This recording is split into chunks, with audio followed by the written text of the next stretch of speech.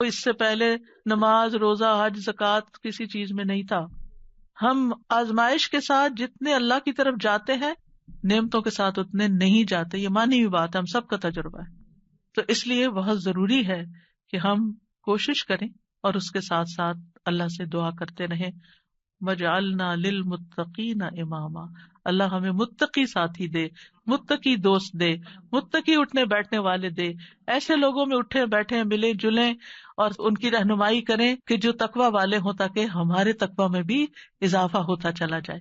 کیونکہ انسان اپنے ماحول کی پیداوار ہوتا ہے. جس طرح کے دوستوں میں، جس طرح کے لوگوں میں وہ رہتا ہے، ویسی ہی سوچ اس کی بننا شروع ہو جاتی ہے. اور پھر ابراہیم علیہ السلام کی دعا بھی کہ ربی ہب لی من الصالحین، کہ اللہ اپنے پاس سے ہی صالح بچہ دے دے، میں تو نیک بنانے سے رہا. اور یہ ابراہیم علیہ السلام مانگ رہے ہیں. اور اللہ سبحانہ تعالیٰ نے پھر ان کو کیسی نیک اولاد عطا کی. اسماعیل علیہ السلام کتنے فرما بردار تھے، اسحاق علیہ السلام کتنے غلام علیم تھے، علم والے، اور ان کی نسل میں بھی علم آیا. اور پھر آپ دیکھیے کہ ابراہیم علیہ السلام نے یہاں صرف یہ نہیں کہا کہ ربی حبلی من الصالحین، بلکہ اس سے پہلے ایک بات کہی تھی. وہ کیا تھی؟ سورہ صافات میں وقال انی ذاہب الی ربی سیہدین، میں اپنے رب کی طرف جا رہا ہوں، میں رب کا بن رہا ہوں، وہ مجھے ہدایت دے گا. پھر مانگا اللہ مجھے نیک اولاد بھی دے. ہم کیا کرتے ہیں؟ ہم خود تو نیک بنتے نہیں، انی ذاہب الی ربی کرتے نہیں، نہ نیکی کی طرف جاتے ہیں، نہ نیک کام کرتے ہیں، نہ دین کا کام کرتے ہیں، اور پھر ہم کہتے ہیں اللہ مجھے نیک اولاد دے، میری اولاد کو نیک بنا دو. یہ کیسے ہوگا؟ پہلے آپ خود تو بنے، پہلے آپ خود تو وہ کام کریں کہ جو آپ کو کر کے دکھانے ہیں بچے کو کہ ایسے نیک کام کرتے ہیں. اور پھر آپ دیکھیں کہ ابن جریر طبری کہتے ہیں کہ ابراہیم علیہ السلام کی دعا یہ تھی کہ اللہ مجھے اپنی طرف سے ایسا بیٹا عطا کر جو نیک لوگوں میں سے ہو، ایسے لوگ جو تیری اطاعت کرتے ہیں، تیری نافرمانی نہیں کرتے، زمین میں اصلاح کے کام کرتے ہیں اور زمین میں فساد برپا نہیں کرتے. یعنی مجھے ایسی اولاد چاہیے. اس سے یہ بات بھی پتہ چلتی ہے کہ انسان خواہ کتنا ہی قدر و منزلت والا ہو، خلیل اللہ ہی کیوں نہ ہو، پھر بھی وہ اللہ کا محتاج ہے. پھر بھی وہ اللہ تعالیٰ سے دعائیں کرے کہ ربی حبلی من الصالحین. اور اصلاح کی اپنی ایک اہمیت ہے، یعنی صرف اولاد نہیں مانگی بلکہ نیک اولاد مانگی، کیونکہ صرف اولاد آپ کے لیے مصیبت کا سبب ہو سکتی ہے اور نیک اولاد آپ کے لیے آنکھوں کی ٹھنڈک کا سبب ہوگی. اور پھر یہ کہ ابراہیم علیہ السلام کی دعاؤں میں وَمِن ذُرِّيَّتِنَا أُمَّةً مُسْلِمَةً لَكَ، سبحان اللہ، اتنی بڑی دعا مانگ لی. یعنی صرف نیک اولاد نہیں بلکہ ہماری ذریات، یعنی اولاد کی اولاد، اولاد کی اولاد، اولاد کی اولاد، اس میں ایک امت مسلمہ پیدا کر دے. کتنے خوبصورت الفاظ کا چناؤ تھا. پہلے حبلی کہا، اللہ تحفہ چاہیے تیری طرف سے، ہدیہ چاہیے، ہبہ چاہیے، میں نے کچھ نہیں کیا، مجھے تیری طرف سے عنایت چاہیے کہ تو مجھے ایسا بیٹا عطا کر دے کہ جس کے اندر فطرت میں اندر خیر ہو، اندر نیکی ہو، اور بڑا ہو کے وہ اچھے کام کرے. اور پھر صرف یہ نہیں، وَمِن ذُرِّيَّتِنَا أُمَّةً مُسْلِمَةً لَكَ، اللہ ہماری اولاد میں سے ایسے لوگ پیدا کر جو تیرے فرما بردار ہو، مُسْلِمَةً لَكَ ہوں. اور پھر آپ دیکھیے کہ کس طرح اللہ سبحانہ تعالیٰ نے ابراہیم علیہ السلام کو نوازا. سبحان اللہ، ابو الانبیاء ہے، انبیاء کے باپ ہیں. اور پھر آپ دیکھیے کہ جتنے بھی الہامی مذاہب ہیں، کرسچینٹی ہے یا جوڈازم ہے، اسلام ہے، ان سب کے وہی لیڈر ہیں. اللہ تعالیٰ نے کہا تھا نا، انی جاعلک للناس اماما، یا ابراہیم میں تمہیں لوگوں کا امام بنانے والا ہوں. اور کس طرح پھر اللہ تعالیٰ نے ان کو امام بنایا. پھر اسی طرح اگر اولاد نہ ہوتی ہو تو پھر یہ دعا کرتے ہیں، رب لا تذرنی فردا وانت خیر الوارثین، اے میرے رب تو مجھے اکیلا نہ چھوڑ، تو ہی سب وارثوں میں سے بہتر وارث ہے. یہ زکریا علیہ السلام کی دعا تھی کہ رب لا تذرنی فردا وانت خیر الوارثین. تو اللہ نے دعا قبول کر لی. فاستجبنا لہ ووہبنا لہ یحییٰ، ہبہ ہے یہاں بھی، اور ہم نے اس کو یحییٰ عطا کیا. واصلحنا لہ زوجہ، اور اس کی بیوی کی اصلاح کر دی. کیوں؟ انہم کانوا یسارعون فی الخیرات، کیونکہ وہ نیکیوں میں سبقت کرتے تھے، نیکیوں میں دوڑ دوڑ کے جاتے تھے. وَيَدْعُونَنَا رَغَبًا وَرَهَبًا، اور وہ ہمیں رغبت اور رہبت، امید اور خوف کے ساتھ پکارتے تھے. وَكَانُوا لَنَا خَاشِعِينَ، یہ تین چیزیں دعاؤں کی قبولیت کا ذریعہ ہیں. نیکی کے کاموں میں تیز جانا، جلدی کرنا، سستی نہ کرنا. یسارعون، سرعت سے ہے یہ لفظ، کہ ان انبیاء کی دعائیں کیوں قبول ہوئی؟ کیونکہ وہ نیکی کے کاموں میں تیزی دکھاتے تھے. دوسرے دعائیں کرتے تھے، وَيَدْعُونَنَا رَغَبًا وَرَهَبًا، یعنی کوشش بھی کرنی ہے، بھاگنا بھی ہے اللہ کی طرف، اور دوسرے دعائیں کرنی ہے، اور تیسرے تکبر میں نہیں آنا. وَكَانُوا لَنَا خَاشِعِينَ، وہ ہمارے لیے خشوع کرنے والے تھے. ابن قیم کہتے ہیں نیک اعمال کرنا اور اس کی طرف سبقت لے جانا دعا کی قبولیت کے بڑے اسباب میں سے ہے، اسی لیے اللہ تعالیٰ نے ان کی دعائیں قبول کر لی. پھر ایک اور دعا ہے جو حضرت زکریا علیہ السلام نے ہی مانگی، رب ہب لی من لدنک ذریۃ طیبہ انک سمیع الدعاء، اے میرے رب مجھے اپنی طرف سے نیک اور پاکیزہ اولاد عطا فرما، بے شک تو ہی دعائیں سننے والا ہے. یعنی ہبہ وہ ہوتا ہے نا جو بغیر معاوضے کے خوش دلی اور احسان کے طور پر کسی کو کوئی چیز دے دی جائے. یعنی ایک ہبہ ہوتا ہے کہ ہدیہ ہوتا ہے، ایک صدقہ ہوتا ہے. تو صدقہ وہ ہوتا ہے جس سے آخرت کا اجر و ثواب چاہیے، اور ہدیہ وہ ہوتا ہے جس سے تحفہ دینے والے اور جس کو تحفہ دیا گیا اس کے درمیان محبت پیدا کرنا مقصود ہوتا ہے. یعنی ہدیہ محبت کے لیے ہوتا ہے، اور ہبہ جو ہے وہ کسی مقصد کے لیے ہوتا ہے. ہبہ وہ چیز ہوتی ہے کہ جس کو ہبہ کی جاتی ہے صرف اس کا فائدہ مطلوب ہوتا ہے. ٹھیک ہے، مطلب یہ تھا کہ اللہ مجھے اپنے پاس سے ایسا ہدیہ دے جو بغیر کسی عوض کے، میری بغیر کسی کوشش اور محنت کے ہو، تو بس تو آپ عطا کر دے. من لدن کا، اپنے پاس سے دے دے، کیونکہ تیرے پاس تو سب کچھ ہے. اور پھر ذریۃ طیبہ دے جو اپنے اقوال و افعال میں پاک ہو، جسموں میں پاک ہو. انک سمیع الدعاء، آپ تو دعائیں سننے والے. یہ محبت اور رحمت کو کھینچ لانے والی بات ہے. تو دعا کرنا جو ہے انبیاء کی سنت ہے. اور پھر اللہ کی جگہ یا اللہ کہنے کی بجائے رب بھی کہا گیا ہے، رب کو وسیلہ بنا کر دعا کی گئی ہے. اسی لیے آپ دیکھیں انبیاء کی ساری دعائیں ربنا سے شروع ہوتی ہیں یا ربی سے شروع ہوتی ہیں. اور پھر صرف اولاد نہیں، نیک اولاد، اور پھر اولاد کو نیک بنانے کے اسباب بھی. اور پھر یہ یقین کہ دعا تقدیر کو بدل دیتی ہے. حضرت زکریا انتہائی بوڑھے تھے لیکن انہوں نے یقین سے دعا کی. اور پھر ابراہیم علیہ السلام کی دعا، رب اجعلنی مقیم الصلاۃ ومن ذریتی ربنا وتقبل دعا، اے میرے رب مجھے بھی اور میری اولاد کو بھی نماز قائم رکھنے والا بنا. اے میرے رب میری یہ دعا قبول فرما. ربنا اغفر لی ولوالدی وللمؤمنین یوم یقوم الحساب، اے ہمارے رب مجھے اور میرے والدین اور تمام مومنوں کو اس دن معاف فرما دے جب حساب لیا جائے گا. رب اوزعنی ان اشکر نعمتک التی انعمت علی وعلی والدی وان اعمل صالحا ترضاہ واصلح لی فی ذریتی. یہ بھی اولاد کے لیے دعا ہے کہ اللہ میری ذریت کی اصلاح کر دے، میری ذریت کو نیک بنا دے. انی تبت الیک، میں تیری طرف واپس پلٹتا ہوں، توبہ کرتا ہوں. وانی من المسلمین، اور بلا شبہ میں فرما بردار ہوں. اور ربنا وجعلنا مسلمین لک ومن ذریتنا امۃ مسلمۃ لک وارنا مناسکنا وتب علینا انک انت التواب الرحیم. اے ہمارے رب ہم دونوں کو، یعنی ابراہیم اور اسماعیل علیہ السلام نے یہ مانگی تھی دعا، اپنا فرما بردار بنا لے، اور ہماری اولاد میں سے ایک جماعت پیدا کر جو تیری فرما بردار ہو، اور ہمیں اپنی عبادت کے طریقے بتلا اور ہماری توبہ قبول فرما. بے شک تو بڑا توبہ قبول کرنے والا، نہایت رحم کرنے والا ہے. اور پھر آپ دیکھیے کہ کس طرح اللہ سبحانہ وتعالیٰ نے وہ دعا قبول کی اور محمد صلی اللہ علیہ وسلم ان کی اولاد میں پیدا ہوئے، اور پھر ان سے امت مسلمہ پیدا ہوئی. تو یہ دعا جو ہے اس کی قبولیت میں بہت عرصہ لگا تھا لیکن قبول ہوئی. تو اس لیے انسان کو مایوس نہیں ہونا چاہیے. اور اسی طرح یہ دعا جو مسنون دعا ہے، اللہم انی اعوذ بک من جار السوء ومن زوج تشیبنی قبل المشیب ومن ولد یکون علی ربا یا ربا ومن مال یکون علی عذابا ومن خلیل ماکر عینہ ترانی وقلبہ یرعانی ان رأى حسنۃ دفنها واذا رأى سیئۃ اذاعها. اے اللہ میں تیری پناہ طلب کرتا ہوں برے پڑوسی سے، برا نیبر نہیں ہو، اور ایسے ساتھی سے، زوج سے، شوہر یا بیوی ایک دوسرے کے لیے، جو مجھے بڑھاپے سے پہلے بوڑھا کر دے، یعنی پریشان کر کر کے، اور ایسی اولاد سے جو مجھ پہ آقا بن بیٹھے، یعنی مجھ پہ اپنا حکم چلائے، ایسے مال سے جو میرے لیے عذاب کا باعث بن جائے، یعنی کئی دفعہ مال انسان کے لیے مصیبت بن جاتا ہے، ایسے چال باز دوست سے جس کی آنکھیں مجھے دیکھ رہی ہوں اور جس کا دل میری نگرانی کرتا ہے، یعنی وہ میرے عیبوں کو ہی دیکھتا رہے اور میرے حالات کا جائزہ لیتا رہے، اور وہ میری ہر نیکی کو دباتا جائے اور برائی کو نشر کرے. کچھ ایسے بھی لوگ ہوتے ہیں نا آپ کے آس پاس کہ جو آپ کو اپنا دوست بتاتے ہیں، یعنی آپ کے لیے اپنی دوستی ظاہر کرتے ہیں، لیکن وہ آپ کی ہر نعمت سے جلتے ہیں اور آپ کی ہر خرابی سے خوش ہوتے ہیں اور آپ کے اندر کوئی کمی بیشی ہو تو جا کے دوسروں میں نشر کر دیتے ہیں. تو یہاں 5 چیزوں کی برائی سے بچنے کی دعا کی گئی ہے: برا پڑوسی، بد اخلاق مرد یا عورت، نافرمان اولاد، عذاب بننے والا مال اور چال باز دوست.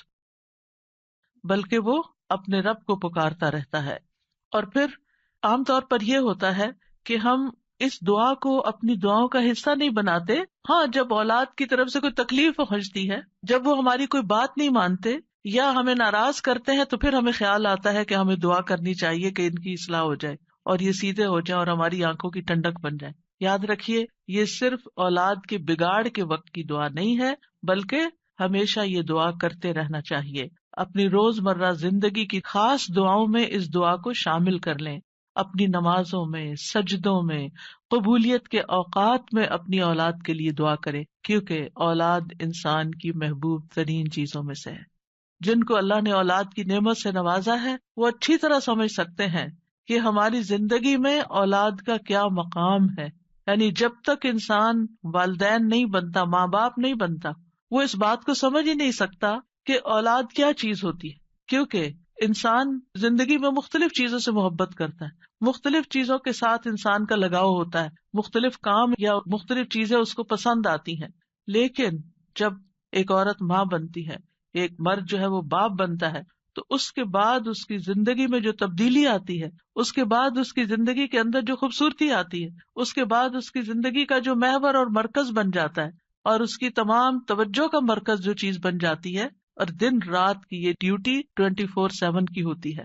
یعنی باقی چیزوں سے تو آپ کسی وقت الگ بھی ہو سکتے ہیں، مگر یہ وہ رشتہ ہوتا ہے کہ جس سے آپ پھر مرتے دم تک الگ نہیں ہو سکتے، کیونکہ وہ آپ کے جسم کا ایک حصہ ہوتا ہے. اور اللہ تعالیٰ آپ کے دل میں ہر چیز سے زیادہ ان کے لیے محبت ڈال دیتا ہے، اور ان کی خوشی آپ کو خوش کرتی ہے اور ان کا دکھ آپ کو دکھی کرتا ہے. اس لیے انسان کو ہمیشہ اپنی دعاؤں میں یہ خاص دعا کرتے رہنا چاہیے، اور قبولیت کے اوقات میں بھی، کیونکہ اولاد سے ملنے والی آنکھوں کی ٹھنڈک اسی وقت ہوتی ہے جب اولاد سیدھے رستے پر ہوتی ہے، جب اولاد نیک ہوتی ہے، اچھے کام کر رہی ہوتی ہے، تو پھر ہی ماں باپ کی آنکھوں کی ٹھنڈک ہوتی ہے. اور اس دعا کے دوسرے حصے میں اپنے لیے دعا ہے کہ اللہ ہمیں متقین کا امام بنا. یعنی اولاد جو ہے، ہم اس کے ایک طرح سے امام ہوتے، جیسے حدیث میں آتا ہے نا، کلکم راعٍ وکلکم مسئول عن رعیتہ. تو ہر ایک ہم میں سے رائی ہے، ہر ایک لیڈر، ہر ایک ذمہ دار ہے. تو اللہ تعالیٰ ہمیں ماں باپ کی حیثیت میں ایسا رول ماڈل بنا کہ ہم متقی ہوں اور ہماری اولاد بھی متقی ہو. یعنی ہماری اولاد میں بھی نیکی ہو اور پھر ہم نیکی کے ساتھ آگے ان کی رہنمائی کرنے والے ہوں. اور ویسے جنرل سینس بھی دیکھیں تو اس میں انسان کو ایک ہائیسٹ مقام حاصل کرنے کی دعا یہاں سکھائی گئی ہے. اور وہ کیا؟ کہ انسان ایسا انسان ہو کہ جسے دیکھ کر لوگ متقی بن جائیں. یعنی دوسرے لفظوں میں یہ کہ نیکیوں میں سبقت کرنے والے ہوں، نیکیوں میں آگے بڑھنے والے ہوں، تاکہ دوسرے لوگ بھی ہمیں دیکھ کر نیک بن جائیں. مثلاً اگر ایک مرد اول وقت میں مسجد میں جا کر نماز پڑھتا ہے تو اس کے بچوں پر اس کا کیا امپریشن ہوگا؟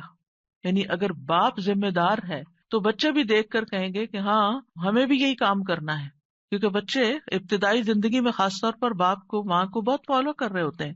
پھر اسی طرح اگر آپ کا پڑوسی آپ کو دیکھتا ہے، آپ کے کولیگز آپ کو دیکھتے ہیں کہ آپ کی توجہ سب سے زیادہ کس چیز کی طرف ہے، تو وہ بھی آپ کی دیکھا دیکھی نیکی کے کام میں آگے بڑھتے ہیں. آپ صدقہ کرتے ہیں اور کوئی آپ کو دیکھ رہا ہے، آپ کا مقصد نہیں دکھانا، لیکن کسی کو نظر آ جاتا ہے تو آپ کو دیکھ کر وہ بھی شروع کر دیتا ہے. تو آپ اس کے کیا بن گئے؟ امام. یعنی آپ لیڈ کر رہے ہیں، آپ آگے ہیں اور وہ آپ کو فالو کر رہے ہیں. تو ہمیں یہ دعا کرنی چاہیے اپنے لیے کہ اللہ ہمیں نیکی کے کاموں کا امام بنا، متقین کا امام بنا. تو یہاں ہم دیکھتے ہیں کہ یہ عباد الرحمن کی صفات میں سے ایک صفت ہے، اور وہ کہتے ہیں والذین یقولون ربنا ہب لنا. ہب کا لفظ جو ہے یہ ہبہ سے ہے، اور ہبہ کہتے ہیں بلا معاوضہ کوئی چیز دینا. یا رب ہم نے کچھ کیا نہیں، لیکن تو اپنے پاس سے ہمیں عطا فرما، اپنی خاص رحمت سے ہمیں یہ عطا فرما. من ازواجنا، ازواج کا لفظ جو ہے یہ زوج سے ہے. جن اور حیوانات، ان سب میں نر اور مادہ پایا جاتا ہے جو ہر ایک دوسرے کا زوج کہلاتا ہے. یعنی عورت کے لیے بھی یہ لفظ استعمال ہوتا ہے اور مرد کے لیے بھی استعمال ہوتا ہے. اگر مرد یہ دعا کریں گے تو اپنی بیویوں کے لیے کریں گے کہ ہماری بیویاں ہمارے لیے آنکھوں کی ٹھنڈک ہوں، اور اگر عورتیں یہ دعا کریں گی تو ان کے ازواج ان کے خاوند ہوں گے کہ ان کو ہمارے لیے آنکھوں کی ٹھنڈک بنا۔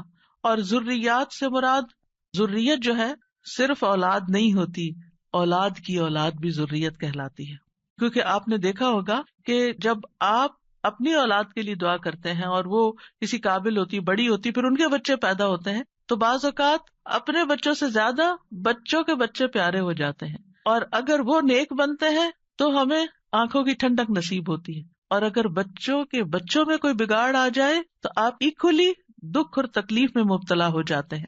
تو اس لیے یہ بہت جامع دعا ہے کہ ہم صرف اپنے لیے نہیں، اپنے بچوں کے لیے نہیں، بلکہ اپنی نسلوں کے لیے دعا کر رہے ہوتے ہیں۔ تو ربنا ہب لنا من ازواجنا وذریاتنا، اور ذریات میں قرۃ اعین، آنکھوں کی ٹھنڈک۔ آپ کو معلوم ہے کہ آنکھیں ٹھنڈی بھی ہوتی ہیں اور گرم بھی ہوتی ہیں۔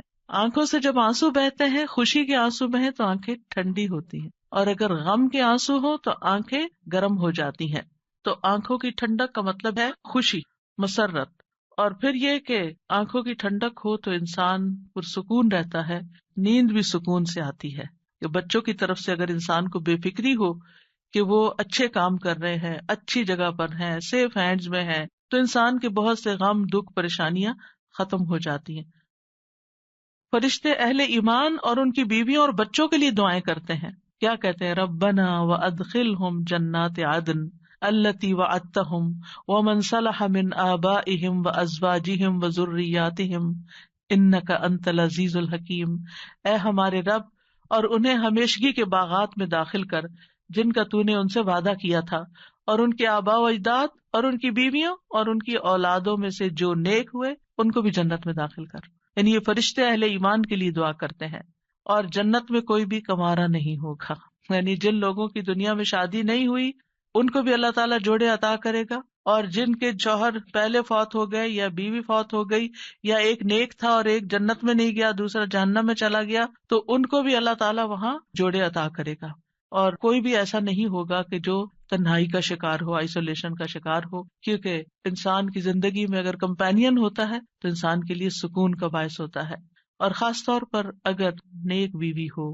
قرآن مجید میں آتا ہے فالصالحات قانتات، نیک عورتیں وہ ہیں جو شوہروں کی فرما بردار ہوں، ان کی بات ماننے والی ہوں، اور ان کی عدم موجودگی میں اللہ کی حفاظت میں ان کے حقوق کی حفاظت کرنے والی ہوں، یعنی اپنی جان اور مال کی حفاظت کریں جب شوہر نہ بھی موجود ہوں۔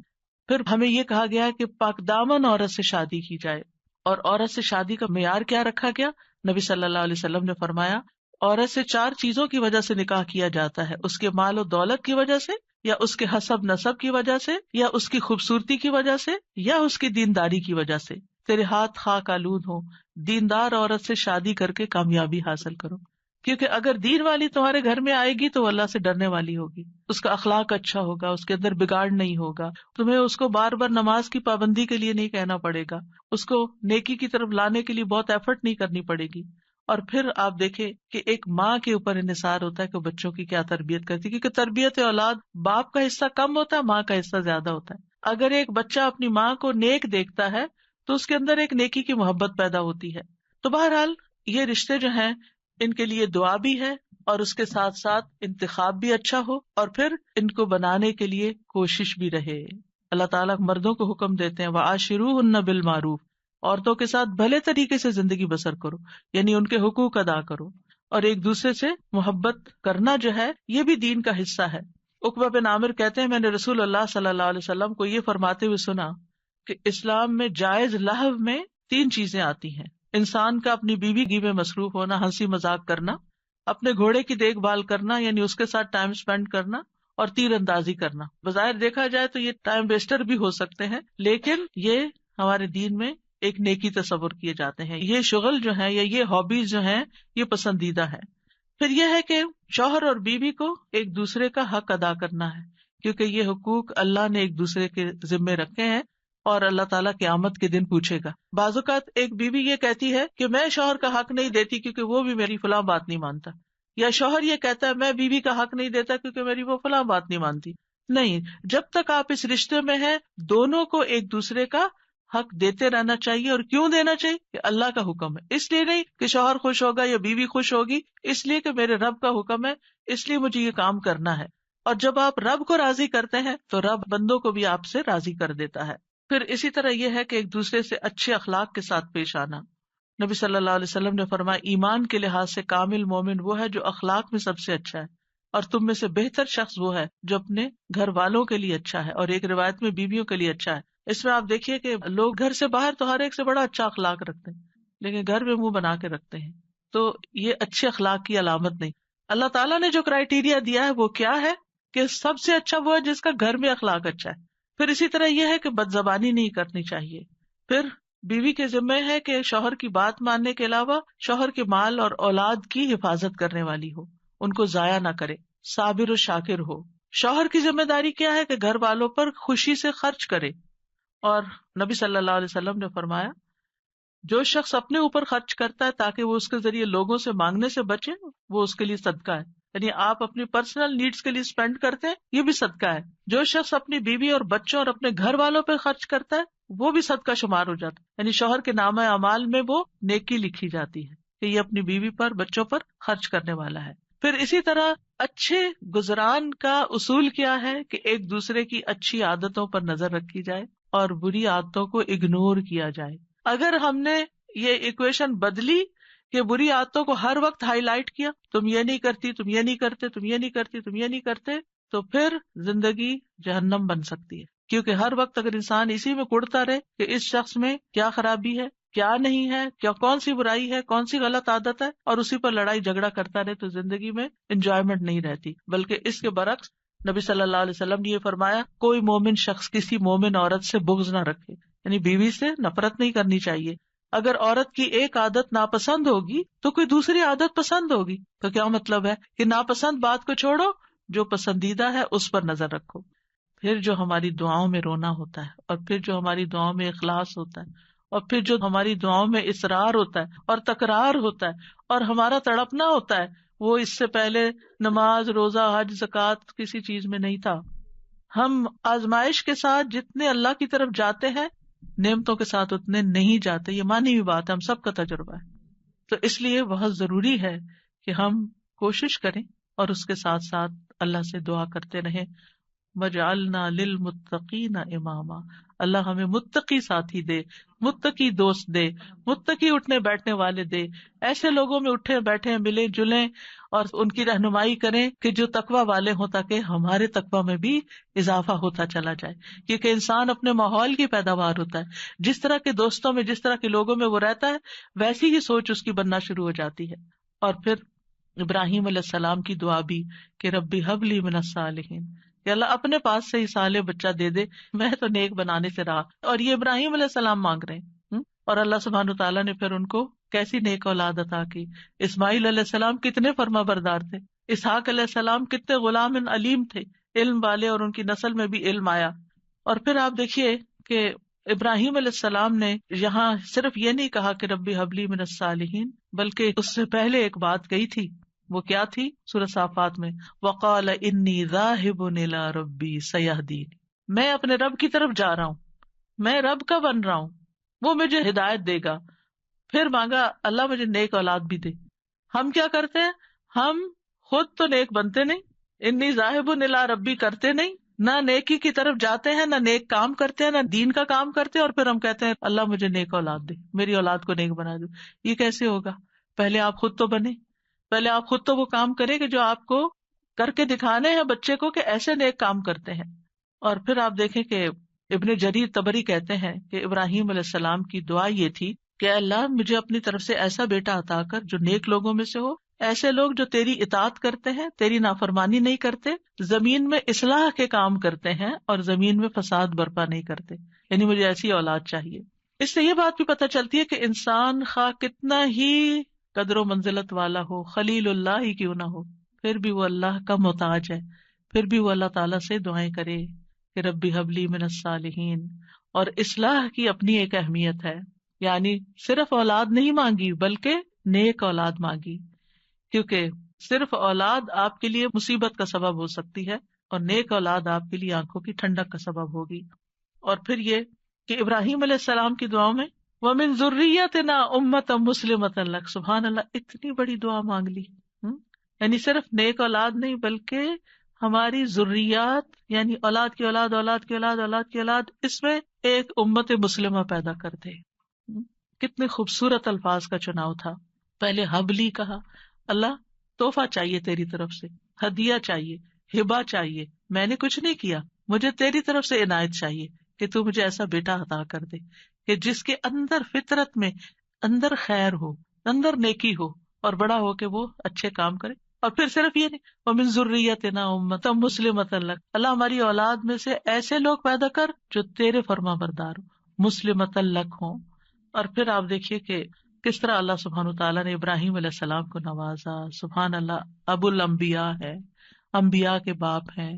اور پھر آپ دیکھیے کہ جتنے بھی الہامی مذاہب ہیں، کرسچینٹی ہے یا جوڈازم ہے، اسلام ہے، ان سب کے وہی لیڈر ہیں.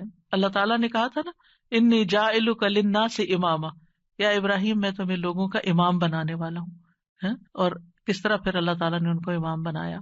پھر اسی طرح اگر اولاد نہ ہوتی ہو تو پھر یہ دعا کرتے ہیں، رب لا تذرنی فردن وانت خیر الوارثین، اے میرے رب تو مجھے اکیلا نہ چھوڑ، تو ہی سب وارثوں میں سے بہتر وارث ہے. یہ زکریا علیہ السلام کی دعا تھی کہ رب لا تذرنی فردن وانت خیر الوارثین. تو اللہ نے دعا قبول کر لی. فاستجبنا لہ ووہبنا لہ یحییٰ، ہبہ ہے یہاں بھی، اور ہم نے اس کو یحییٰ عطا کیا. واصلحنا لہ زوجہ، اور اس کی بیوی کی اصلاح کر دی. کیوں؟ انہم کانوا یسارعون فی الخیرات، کیونکہ وہ نیکیوں میں سبقت کرتے تھے، نیکیوں میں دوڑ دوڑ کے جاتے تھے.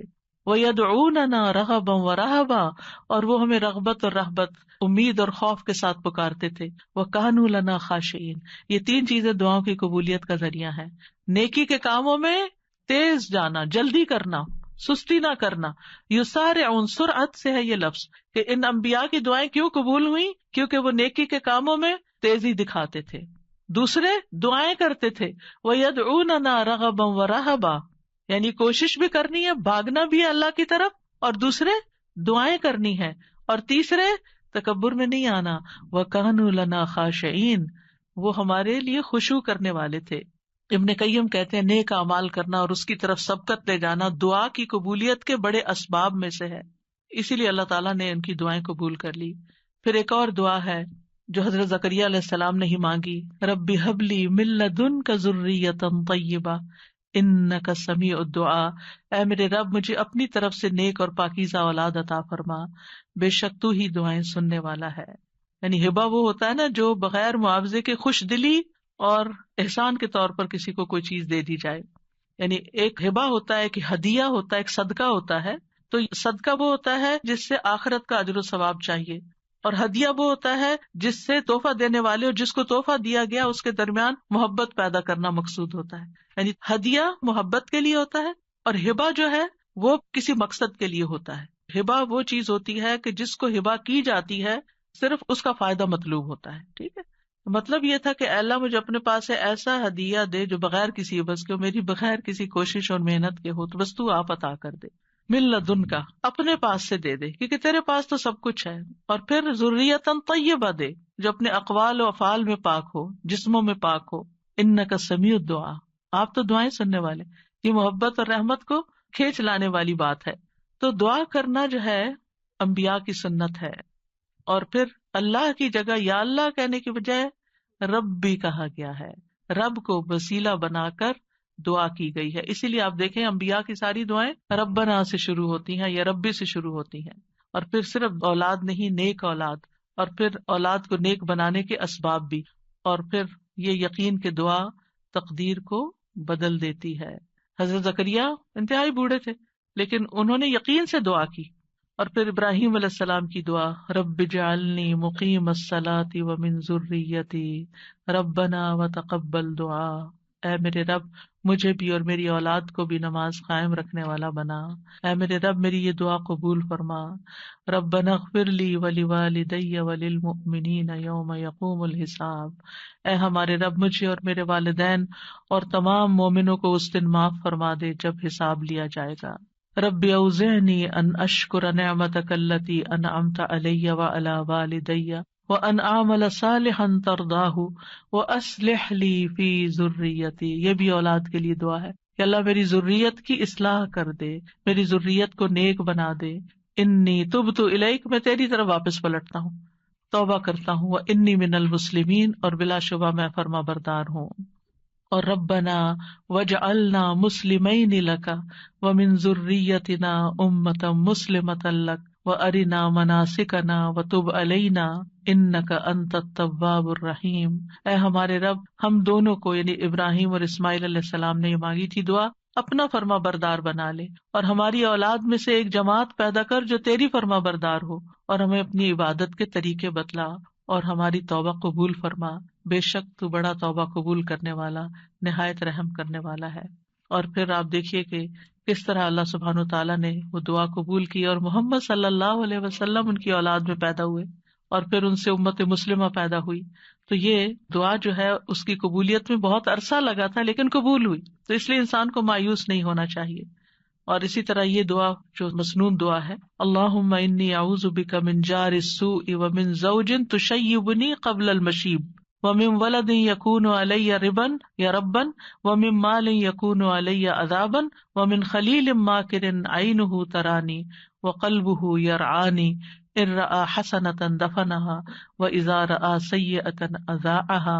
اے اللہ میں تیری پناہ طلب کرتا ہوں برے پڑوسی سے، برا نیبر نہیں ہو، اور ایسے ساتھی سے، زوج سے، شوہر یا بیوی ایک دوسرے کے لیے، جو مجھے بڑھاپے سے پہلے بوڑھا کر دے یعنی پریشان کر کر کے، اور ایسی اولاد سے جو مجھ پہ آقا بن بیٹھے یعنی مجھ پہ اپنا حکم چلائے، ایسے مال سے جو میرے لیے عذاب کا باعث بن جائے، یعنی کئی دفعہ مال انسان کے لیے مصیبت بن جاتا ہے، ایسے چال باز دوست سے جس کی آنکھیں مجھے دیکھ رہی ہوں اور جس کا دل میری نگرانی کرتا ہے، یعنی وہ میرے عیبوں کو ہی دیکھتا رہے اور میرے حالات کا جائزہ لیتا رہے، اور وہ میری ہر نیکی کو دباتا جائے اور برائی کو نشر کرے. کچھ ایسے بھی لوگ ہوتے ہیں نا آپ کے آس پاس کہ جو آپ کو اپنا دوست بتاتے ہیں، یعنی آپ کے لیے اپنی دوستی ظاہر کرتے ہیں، لیکن وہ آپ کی ہر نعمت سے جلتے ہیں اور آپ کی ہر خرابی سے خوش ہوتے ہیں، اور آپ کے اندر کوئی کمی بیشی ہو تو جا کے دوسروں میں نشر کر دیتے ہیں. تو یہاں 5 چیزوں کی برائی سے بچنے کی دعا کی گئی ہے: برا پڑوسی، بد اخلاق مرد یا عورت، نافرمان اولاد، عذاب بننے والا مال، اور چال باز دوست. بلکہ وہ اپنے رب کو پکارتا رہتا ہے.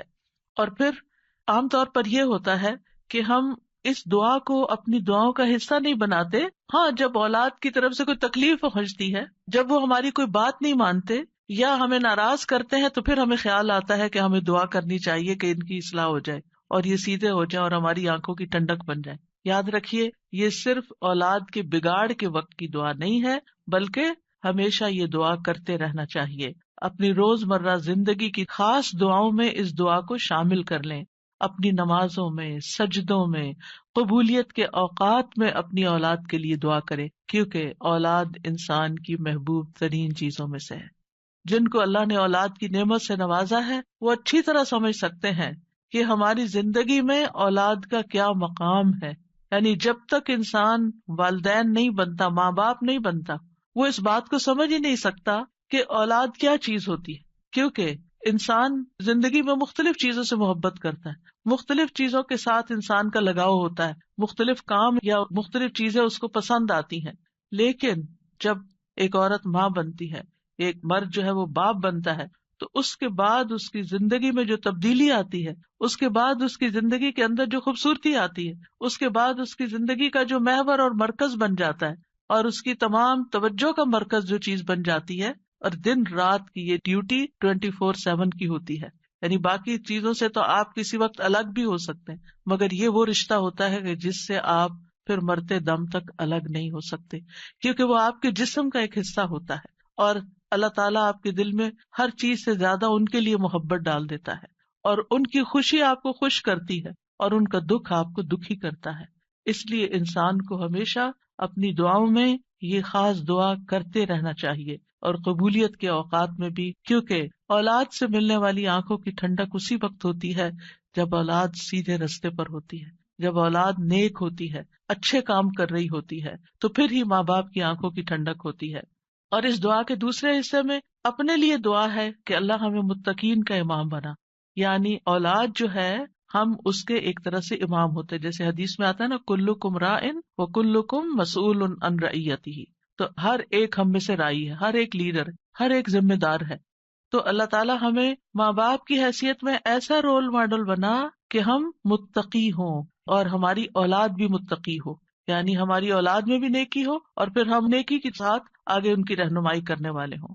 اور ویسے جنرل سینس میں دیکھیں تو اس میں انسان کو ایک ہائیسٹ مقام حاصل کرنے کی دعا یہاں سکھائی گئی ہے، اور وہ کیا، کہ انسان ایسا انسان ہو کہ جسے دیکھ کر لوگ متقی بن جائیں. یعنی دوسرے لفظوں میں یہ کہ نیکیوں میں سبقت کرنے والے ہوں، نیکیوں میں آگے بڑھنے والے ہوں، تاکہ دوسرے لوگ بھی ہمیں دیکھ کر نیک بن جائیں. مثلاً اگر ایک مرد اول وقت میں مسجد میں جا کر نماز پڑھتا ہے تو اس کے بچوں پر اس کا کیا امپریشن ہوگا. یعنی اگر باپ ذمہ دار ہے تو بچے بھی دیکھ کر کہیں گے کہ ہاں ہمیں بھی یہی کام کرنا ہے، کیونکہ بچے ابتدائی زندگی میں خاص طور پر باپ کو ماں کو بہت فالو کر رہے ہوتے ہیں. پھر اسی طرح اگر آپ کا پڑوسی آپ کو دیکھتا ہے، آپ کے کولیگز آپ کو دیکھتے ہیں کہ آپ کی توجہ سب سے زیادہ کس چیز کی طرف ہے، تو وہ بھی آپ کی دیکھا دیکھی نیکی کے کام میں آگے بڑھتے ہیں. آپ صدقہ کرتے ہیں اور کوئی آپ کو دیکھ رہا ہے، آپ کا مقصد نہیں دکھانا، لیکن کسی کو نظر آ جاتا ہے تو آپ کو دیکھ کر وہ بھی شروع کر دیتا ہے، تو آپ اس کے کیا بن گئے، امام. یعنی آپ لیڈ کر رہے ہیں، آپ آگے ہیں اور وہ آپ کو فالو کر رہے ہیں. تو ہمیں یہ دعا کرنی چاہیے اپنے لیے کہ اللہ ہمیں نیکی کے کاموں کا امام بنا، متقین کا امام بنا. تو یہاں ہم دیکھتے ہیں کہ یہ عباد الرحمن کی صفات میں سے ایک صفت ہے، اور وہ کہتے ہیں والذین یقولون ربنا ہب لنا. ہب کا لفظ جو ہے یہ ہبہ سے ہے، اور ہبہ کہتے ہیں بلا معاوضہ کوئی چیز دینا. یا رب ہم نے کچھ کیا نہیں، لیکن تو اپنے پاس سے ہمیں عطا فرما، اپنی خاص رحمت سے ہمیں یہ عطا فرما. من ازواجنا، ازواج کا لفظ جو ہے یہ زوج سے ہے. جن اور حیوانات ان سب میں نر اور مادہ پایا جاتا ہے جو ہر ایک دوسرے کا زوج کہلاتا ہے. یعنی عورت کے لیے بھی یہ لفظ استعمال ہوتا ہے اور مرد کے لیے بھی استعمال ہوتا ہے. اگر مرد یہ دعا کریں گے تو اپنی بیویوں کے لیے کریں گے کہ ہماری بیویاں ہمارے لیے آنکھوں کی ٹھنڈک ہوں، اور اگر عورتیں یہ دعا کریں گی تو ان کے ازواج ان کے خاوند ہوں گے کہ ان کو ہمارے لیے آنکھوں کی ٹھنڈک بنا. اور ذریات سے مراد، ذریت جو ہے صرف اولاد نہیں ہوتی، اولاد کی اولاد بھی ذریت کہلاتی ہے. کیونکہ آپ نے دیکھا ہوگا کہ جب آپ اپنی اولاد کے لیے دعا کرتے ہیں اور وہ کسی قابل ہوتی، بڑی ہوتی، پھر ان کے بچے پیدا ہوتے ہیں تو بعض اوقات اپنے بچوں سے زیادہ بچوں کے بچے پیارے ہو جاتے ہیں. اور اگر وہ نیک بنتے ہیں تو ہمیں آنکھوں کی ٹھنڈک نصیب ہوتی ہے، اور اگر بچوں کے بچوں میں کوئی بگاڑ آ جائے تو آپ ایکولی دکھ اور تکلیف میں مبتلا ہو جاتے ہیں. تو اس لیے یہ بہت جامع دعا ہے کہ ہم صرف اپنے لیے نہیں، اپنے بچوں کے لیے نہیں، بلکہ اپنی نسلوں کے لیے دعا کر رہے ہوتے ہیں. تو ربنا ہب لنا من ازواجنا وذریاتنا، اور ذریات میں قرۃ اعین، آنکھوں کی ٹھنڈک. آپ کو معلوم ہے کہ آنکھیں ٹھنڈی بھی ہوتی ہیں اور گرم بھی ہوتی ہیں. آنکھوں سے جب آنسو بہتے ہیں، خوشی کے آنسو بہیں تو آنکھیں ٹھنڈی ہوتی ہیں، اور اگر غم کے آنسو ہو تو آنکھیں گرم ہو جاتی ہیں. تو آنکھوں کی ٹھنڈک کا مطلب ہے خوشی، مسرت. اور پھر یہ کہ آنکھوں کی ٹھنڈک ہو تو انسان پرسکون رہتا ہے، نیند بھی سکون سے آتی ہے.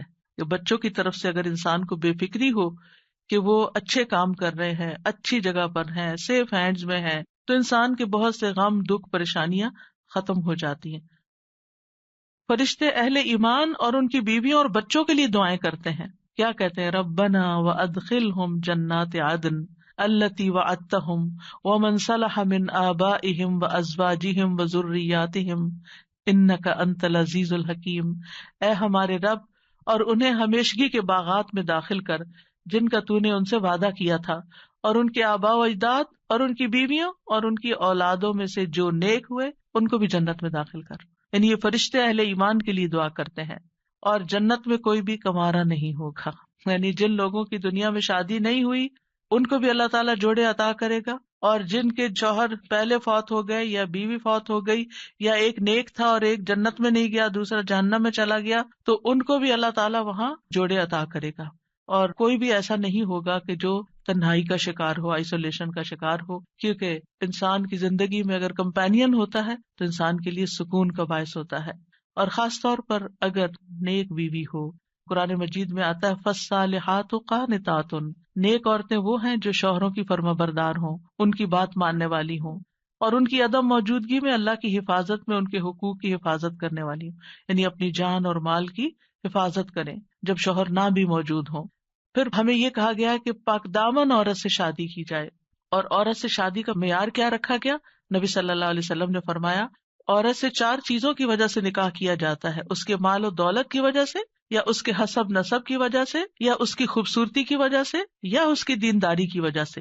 تیرے ہاتھ خاک آلود ہوں، دیندار عورت سے شادی کر کے کامیابی حاصل کرو، کیونکہ اگر دین والی تمہارے گھر میں آئے گی تو وہ اللہ سے ڈرنے والی ہوگی، اس کا اخلاق اچھا ہوگا، اس کے اندر بگاڑ نہیں ہوگا، تمہیں اس کو بار بار نماز کی پابندی کے لیے نہیں کہنا پڑے گا، اس کو نیکی کی طرف لانے کے لیے بہت ایفرٹ نہیں کرنی پڑے گی۔ اور پھر آپ دیکھیں کہ ایک ماں کے اوپر انحصار ہوتا ہے کہ بچوں کی کیا تربیت کرتی ہے، کیونکہ تربیت اولاد باپ کا حصہ کم ہوتا ہے، ماں کا حصہ زیادہ ہوتا ہے۔ اگر ایک بچہ اپنی ماں کو نیک دیکھتا ہے تو اس کے اندر ایک نیکی کی محبت پیدا ہوتی ہے۔ تو بہرحال یہ رشتے جو ہیں ان کے لیے دعا بھی ہے، اور اس کے ساتھ ساتھ انتخاب بھی اچھا ہو، اور پھر ان کو بنانے کے لیے کوشش بھی رہے۔ اللہ تعالیٰ مردوں کو حکم دیتے ہیں وَعَاشِرُوهُنَّ بِالْمَعْرُوفِ، عورتوں کے ساتھ بھلے طریقے سے زندگی بسر کرو، یعنی ان کے حقوق ادا کرو، اور ایک دوسرے سے محبت کرنا جو ہے یہ بھی دین کا حصہ ہے۔ عقبہ بن عامر کہتے ہیں میں نے رسول اللہ صلی اللہ علیہ وسلم کو یہ فرماتے ہوئے سنا کہ اسلام میں جائز لہو میں 3 چیزیں آتی ہیں: انسان کا اپنی بیوی کے ساتھ دل لگی میں مصروف ہونا، ہنسی مذاق کرنا، اپنے گھوڑے کی دیکھ بھال کرنا یعنی اس کے ساتھ ٹائم سپینڈ کرنا، اور تیر اندازی کرنا۔ بظاہر دیکھا جائے تو یہ ٹائم ویسٹر بھی ہو سکتے ہیں، لیکن یہ ہمارے دین میں ایک نیکی تصور کیے جاتے ہیں۔ یہ شغل جو ہے یا یہ ہابیز جو ہیں یہ پسندیدہ ہے۔ پھر یہ ہے کہ شوہر اور بیوی کو ایک دوسرے کا حق ادا کرنا ہے، کیونکہ یہ حقوق اللہ نے ایک دوسرے کے ذمے رکھے ہیں، اور اللہ تعالیٰ قیامت کے دن پوچھے گا۔ بعض اوقات ایک بیوی یہ کہتی ہے کہ میں شوہر کا حق نہیں دیتی کیونکہ وہ بھی میری فلاں بات نہیں مانتا، یا شوہر یہ کہتا ہے میں بیوی کا حق نہیں دیتا کیونکہ میری وہ فلاں بات نہیں مانتی۔ نہیں، جب تک آپ اس رشتے میں ہیں دونوں کو ایک دوسرے کا حق دیتے رہنا چاہیے۔ اور کیوں دینا چاہیے؟ کہ اللہ کا حکم ہے، اس لیے نہیں کہ شوہر خوش ہوگا یا بیوی خوش ہوگی، اس لیے کہ میرے رب کا حکم ہے، اس لیے مجھے یہ کام کرنا ہے۔ اور جب آپ رب کو راضی کرتے ہیں تو رب بندوں کو بھی آپ سے راضی کر دیتا ہے۔ پھر اسی طرح یہ ہے کہ ایک دوسرے سے اچھے اخلاق کے ساتھ پیش آنا۔ نبی صلی اللہ علیہ وسلم نے فرمایا ایمان کے لحاظ سے کامل مومن وہ ہے جو اخلاق میں سب سے اچھا ہے، اور تم میں سے بہتر شخص وہ ہے جو اپنے گھر والوں کے لیے اچھا ہے۔ اور ایک روایت